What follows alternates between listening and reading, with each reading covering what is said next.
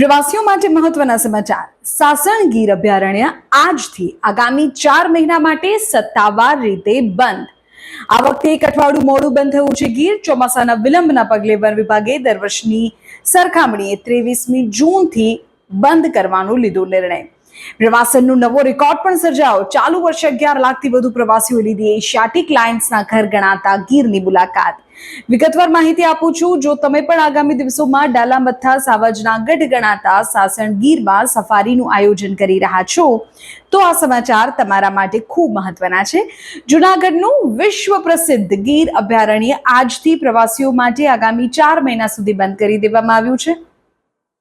ચોમાસાની ઋતુ, વન્યજીવોનું સંવર્ધન કાળ અને જંગલના કાચા રસ્તાઓની સ્થિતિને ધ્યાનમાં રાખીને વન વિભાગ દ્વારા દર વર્ષે આ નિર્ણય લેવાય છે।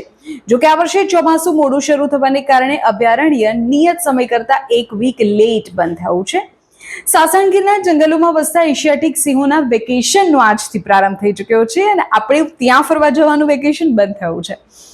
23મી જૂનથી 16મી ઓક્ટોબર સુધી ગીર અભયારણ્યના આંતરિક રૂટ પ્રવાસીઓ માટે પૂરી રીતે બંધ રહેશે। ગઈકાલે વેકેશનના અંતિમ દિવસે મોટી સંખ્યામાં પ્રવાસીઓએ ગીર સફારીનો લાભ લીધો। ખુલ્લામાં વિહરતા સિંહને જોયા।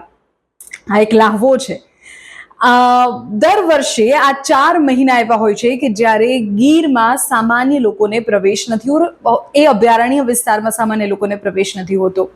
હવે તેની પાછળના કેટલાક કારણો છે।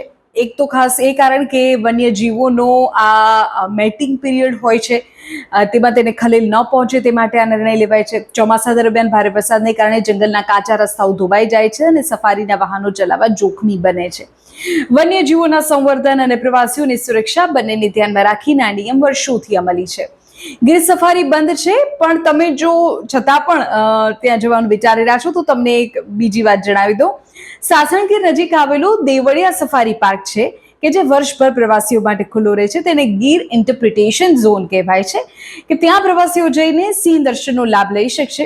પણ વન વિભાગના અંદાજ મુજબ ચાલુ વર્ષે ગીર અભયારણ્ય અને દેવળિયા પાર્કની મુલાકાતે અત્યાર સુધીમાં 11 લાખથી વધુ પ્રવાસીઓ પહોંચી ચૂક્યા છે।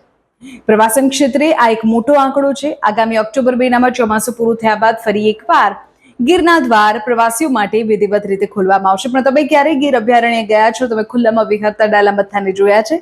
કમેન્ટ કરીને કહો।